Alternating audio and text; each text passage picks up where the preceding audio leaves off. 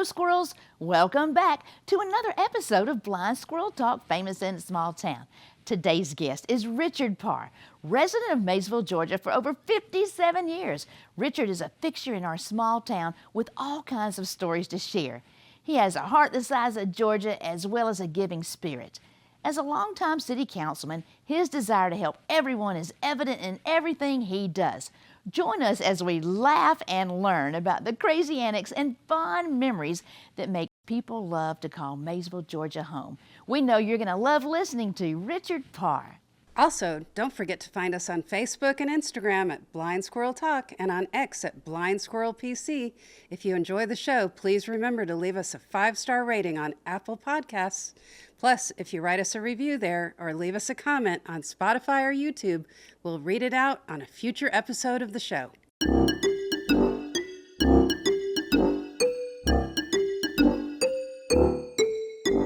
Hello, everybody, and welcome back to another episode of Blind Squirrel Talk, famous in a small town. We've got a really special guest today, and I can't wait to introduce him to you because we've been working hard to get him up here, and he's finally here. I don't know how long we can keep him because his fishing boat is to the back of his truck. He's ready. Now. He's ready to go. But I'm Lulu. I'm Kim. And this is Richard Parr. And thanks so much for coming up today. We're glad we finally got you here. We want to know all about you. We hear you got some stories, and you've been here your whole life in Maysville. Yep, been here 57 years. 57 years. God. Where were you born? BJC. It wasn't much of a hospital. Hey, The doctors didn't have degrees? y'all want the truth or a lie? No, tell us. I mean, it's just gonna be facts. And then they shut down the hospital and put a nursing home in there, so Yeah. it's a lot better. All right, so you were born in BJC, and tell us about the next 57 years. From day to day, I mean, I don't know what you want to know. It's I've enjoyed it. My parents just lived here in Maysville all their lives, and I was born and raised here. And Where'd you go to high school? Went to Jackson County High School, Jackson County Comprehensive High, Okay. over on Gordon Street. So tell us about the first Maysville Festival you remember, because we're asking everybody about the Maysville Festival. How old were you, and what was your first memory of that? Back years ago, they used to have a pole set up right back here behind the where Scott's got his coin shop. They had a telephone pole set up there, a big round one. It's about 25, 30 foot tall. And they had it greased up. They had a $100 bill on top of it. And if you climb that pole and get that $100 bill, Did you do it? Did you do it? I've done it a time or two. Did you get the $100? Oh, yeah. Ooh. Oh, yeah. Several people done it. And then they used to have a corral set up back there, too, with some fence panels. And they had a greased pig. And they had a greased pig contest, catching a greased pig. Did you catch him? I don't think I never did. Did you try? Oh, yeah. Pigs can be mean. Yeah. Oh, yeah. Yeah. They're when they greasy, they a whole lot different to handle, too. Yeah. So what did your parents do for a living here? My father worked for the city. Really? Yeah, he worked in the water department, helping Wow. them dig water lines and doing that type of stuff. My mother, she worked at Harmony Grove Cotton Mill down in Commerce. What's your best memory? Seeing Maysville grow to where it's at now. Yeah. What changes have you seen? What changes hadn't I seen? Well, I'm curious because we've talked to a couple people that remember there being 3 grocery stores and mercantile. I do remember downstairs down here, Aaron Hill and his mother had the grocery store. And then across the street over there where, I think it's there where the barbecue place is now, C.L. Hanley had a grocery store. Mm-hmm. And then there was Bryant Crumbly had a grocery store there where Amy's closet is. Mm-hmm. And Mr. Seville, somebody Seville had one as well, I think. Yep, I had one in there also. I think that something like that would go great here with like an ice cream, area. And then there where the Mexican food restaurant place is now, Roy Parks had a like a little store in there. What, just like a mercantile? Sold clothes and shoes? And, Yeah. Interesting. Yeah. So, I mean, it's some fond memories. We had a lot of fun messing with Pernod Boswell back in the day. Well, tell us a Pernod Police story. chief. Well, he used to sit down here in the park. He'd sit down here in the park and he'd fall asleep in his car. Uh-oh. And we was some nice little boys back in the days. And we took the, one night he was sitting in his car asleep, and we undone the blue lights on his car and took them off of it. He didn't wake up? He didn't even wake up. Oh, my gosh. What'd you do with him? We let him inside his car. He called us one night, we took them off, and about the time we got them off, he called us and made us put them back on. And then another night, me and a buddy of mine, I ain't gonna call them names, but we used to have to partake in quite a bit of alcoholic beverages. Yeah? Now you had to go to Commerce for that. A lot. We drunk a case or two that night. And Pernod was sitting down here at Golden Pantry. Me and Rodney stopped and got gas, and I went inside to pay for it. And I told Pernod when he was in there, he was in there propped up on the counter, all laid back, chewing his cigar. And I told him, I said, Pernod, I said, we're going to get out here in the parking lot and cut some donuts. He said, I just don't believe y'all do that. Well, we did it. Uh-oh. We took off down 98 and looked back, and he had them blue lights. Boy, he was just coming after us. And, Did he catch you? He got down there about Smitty's Appliance old place there where the golf course place is. He cut his blue lights off and turned around and come back toward Maysville. We thought that was the end of it, so we slowed down. We were still drinking. And we slowed down. We got down there where we could see Yarbur's Crossing down there, and my God, it looked like they had the damn army down there waiting on us. They had Jackson County, Commerce, State Patrols. They had a roadblock set up for us. For y'all? Yeah. And luckily, Rodney was a good driver, and he managed to get around them. And we went over and hit Ridgeway Road, and they was all behind us. It looked like Seen Out Smokey and the Bandit. And we got out there and turned left. How on old were Ridgeway. you? 12. No, it was about 18, Oh, okay. 17, 18. We come up Ridgeway Road, and we got to Rodney's house, and we parked his car behind his house, jumped on his dirt bike. Like a fool, we should have just stayed there. We had it made. They didn't know where we went. But we jumped on his dirt bike and took off across the road. And they had that motocross over here on Ridgeway, Yeah. on North Mainland Bridge Road. And we took off over there. And Rodney got over there and wrecked the thing. Was drunk. He wrecked us. And we drove over without any beer or anything, man. And they friggin' found the motorcycle and confiscated it. We had to walk all the way back home that night because You didn't go to jail? no, we was hid in the woods up there. Okay, They didn't gotcha. find us. Did y'all stay all night in the woods? We stayed until they left, Yeah. and then we walked back. So did to they his come to house. your house the next day? I went to his house next day. They didn't know to go to mine. They didn't know I was with him. Oh, I went to his house next day. But And he never mentioned your name. That's a friend. But see, you just mentioned his. He's I didn't say his last name. oh, okay. Yeah, it was. We had some fun days, fun times. did you learn to drive, obviously, on these roads? Oh yeah, dirt roads. Yeah, they probably were mostly dirt roads. I was mostly dirt roads. We didn't have a lot of paved roads back then. Yeah. It was mostly dirt. It was a lot of fun.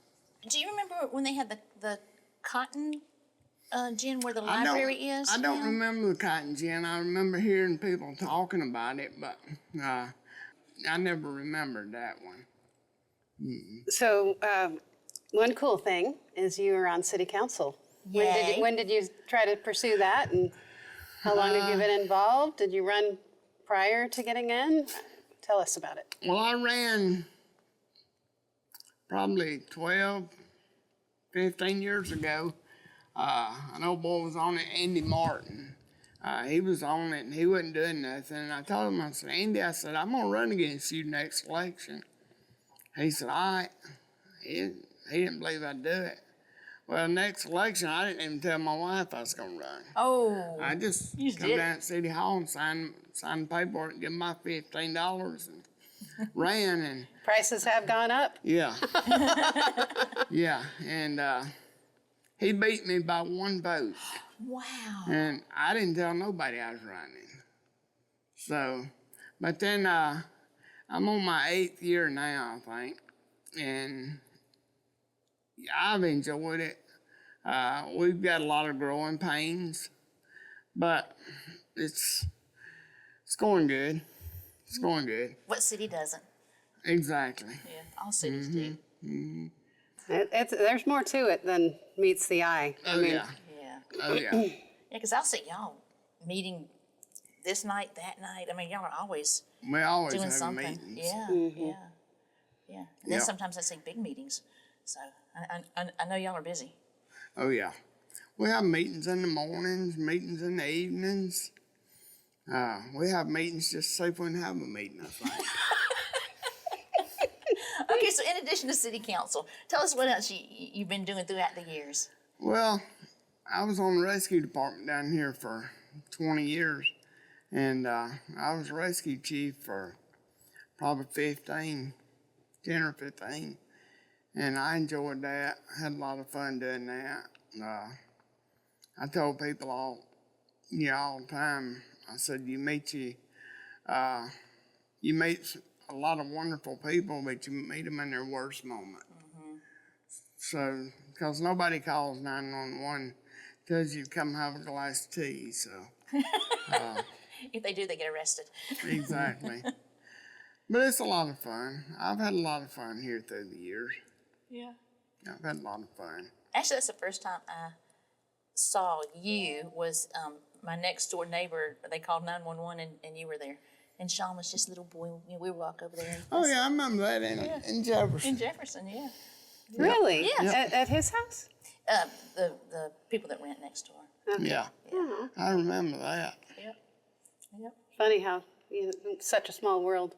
I know. Yeah. Yeah. Well, tell us about, you love Maysville, you've lived here your whole life. If you could do one thing to improve Maysville, what would it be? That's a hard question. Might have to Okay, give three. Three things. 3 things. Yeah. 10 things. Yeah, that's some hard questions. I don't know, Maysville's growing. We're having growing pains, and we're growing with leaps and bounds. We're growing for the best. Would you like to see more small, not chain obviously, but restaurants? Would you like to see some sort of small mercantile or grocery store? Would you like to see? Well, I think the guy on the lower end of town now, I think that's gonna be a good place. Down where the shortstop was? Okay. One in there yesterday, they was setting his store up, and I think that's gonna be a good place. What's it going to be called? Sitco, I think it is. Oh, okay. So, So I had heard, and correct me if I'm wrong, that it was going to be more of a grocery store concept inside. Not everything, obviously, and not a butcher shop, but not a step above convenience store. Is that correct? That's kind of what I gathered. Okay. so the new place will have like bread, milk, the basics, yeah. essentials. That's going to be Oh, yeah. good. Yeah. That'll be Yeah. good. So when you were a little boy walking the streets of Maysville, what businesses do you remember as a child? Sale Hanley's, Bryant Crumley's, Aaron and Moselle Hill. I can also remember after Aaron and Moselle Hill went out of business downstairs, Aline Mert and them opened it up as a restaurant. Now, was that the fish house or okay? You could go in there and you could buy a hoop cheese biscuit for 25 cents. Wow. Or you could get a sausage and biscuit for 50 cents. And did you? Oh, yeah, a bunch of times. Oh, Yeah. yeah, I had some real good food. I don't remember any of the... Seemed like somebody opened up a little pool room down here one time for a short period of time, but it didn't last long. Now, was there a pizza place at one time? Yeah, it was or- down here Where City Hall City is. where Hall. City Hall Okay. is. Did you eat there? Yeah. Yeah. What happened? Why didn't it? You'd think a pizza place I would don't know make it. why he didn't last. I always wonder, because, Yeah. you know. Yeah, he just didn't last. So what was in the where the police department is now? Was that always a doctor's office or? Yeah, it was built for a doctor's office. Okay, so do you remember the bank? Do you Oh remember yeah, when it was Bank of being Banks. built? Yeah, Yeah. yeah. That was in that double-wide trailer there. I don't know why they closed down because I thought they had real good business. And Regions was where Dr. Kinsey's is now, Mm-hmm. correct? Is that right? Wait a minute. Yep. Dr. Kinsey's was a double wide trailer. Yeah, I would have never known Yeah. that. yep, double-wide trailer. I would have never known that. Wow. Okay, so what was in where B-Chick is now? What was in that building? Journey Boswell had a restaurant in there at one time. Barbecue, right? Well, Trent Strickland had it before Journey. Trent had barbecue, and then Journey had he had barbecue in there too, but he had country cooking too at one time. I don't remember what it used to be back in the older days. Can't remember. So has the community club, was it always the community club as far as you can remember? And do you ever remember anything being in the building next to that? The one that's just the facade. No, I don't remember anything other than Wow, that. so it's been like that for 57 years probably, or more. Wow.